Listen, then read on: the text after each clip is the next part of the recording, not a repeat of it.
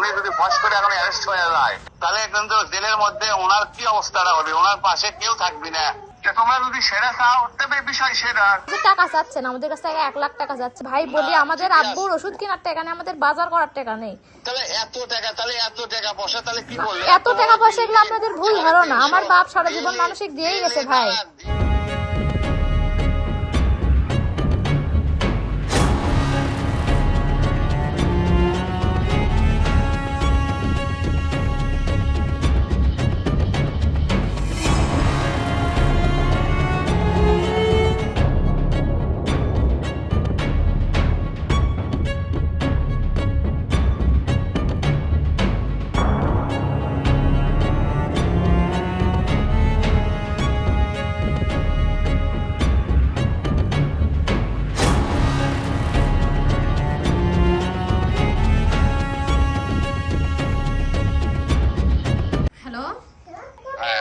জি বলেন।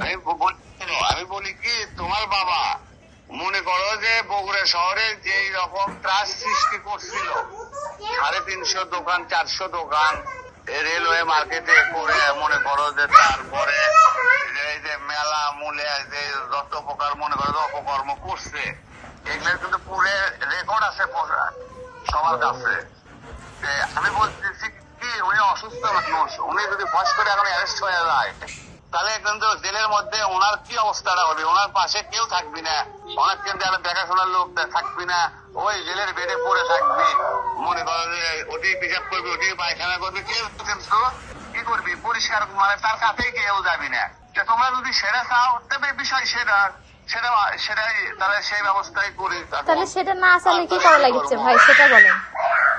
লিটন ভাইয়ের সাথে তাহলে কি কথা কও? লিটন ভাই আমি বলি আপনি যে টাকা চাচ্ছেন আমাদের কাছ থেকে 1 লাখ টাকা যাচ্ছেন, আমাদেরকে ঝাড়ে বার করলেও তাহলে কি চাচ্ছেন? লিটন টাকা তো আমাদেরকে বলছে 1 লাখ টাকা তুমি দিয়ে দাও। এখন আমি ভাই বলি আমাদের আব্বুর ওষুধ কেনার টাকা নেই, আমাদের বাজার করার টাকা নেই। তাহলে এত টাকা পয়সা তাহলে কি করলে? এত টাকা পয়সা এগুলো আপনাদের ভুল ধারণা। আমার বাপ সারা জীবন মানসিক দিয়েই গেছে ভাই। ডেইলি এটা করে গরু জব করে মানুষ খাওয়াবি? না আমার বাপ কোনোদিন গরু জব করে মানুষিক খিলেইনি। আমার বাপ যত কামাই করছে মানসিক বিলে দিয়ে গেছে, অনেক মানুষ খাচ্ছে। এখন আপনি হয়তো পাননি, এটা হতে পারে।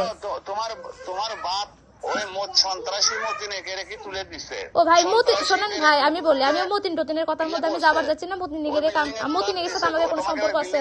মনে করো যে যত আওয়ামী লীগের দোসরেরা আছে এগুলো যদি মনে করো যে অভিযান শুরু হয়, ঝটিকা অভিযান শুরু হয়, দেখো তাহলে কি হয়। দেখো এটা তো আপনি ছেড়ে দিচ্ছেন ভাই, আপনি তো নিজেই দেখে গেলেন যে কিরকম অবস্থা। আর যাই হোক, আব্বু এখন এখানে নাই, আমরা সরে দিচ্ছি, আমাকে তো আর কোনো উপায় নেই।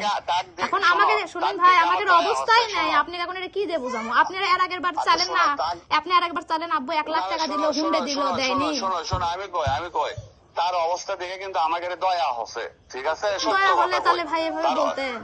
তার অবস্থা দেখে আমাকে দয়া হচ্ছে। ও ভাই আমি বলি একটা কথা ভাই, ও ভাই যে লিটন ভাই আপনি ওটা দেখেন যে ভাই আমি বলি ভাই দেখেন, আব্বুর কাছ থেকে এর আগের বার যে আপনারা টাকা নিলেন, হুন্ডা নিলেন, আব্বু থাকতে তো আপনাকে দিছে।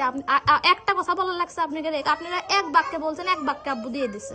কথা হচ্ছে এর আগে তোমরা যখন হুন্ডে দাও তখন তার সাথে 50,000 টাকাও দাও, 50,000 টাকা ক্যাশ দিছি।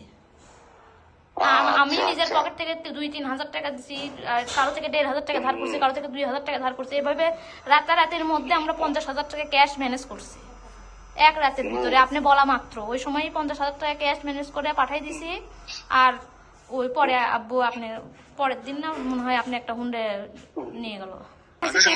তাহলে দেখো এখন সামনের পরিস্থিতির জন্য তোমরা মোকাবিলা করো, ঠিক আছে? না এখানে আমি কি বলবো ভাই, আপনি তো বুঝতেছেন না যে আমার কাছে টাকা নেই। 1 লাখ টাকা আমরা কোথায় থেকে বের করবো? নেই, তোমার কার্ড দাও।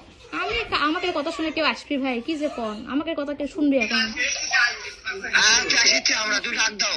কার ডাক দিব? আমাকে কথা শুনে কেউ আসবি ভাই? আপনি তাই মনে হয়? তুমি তো তোমার তো বুঝলো না, লিটন ভাই দিয়ে বুঝা রাখো কথা ঘুমন কথা কাজে কথা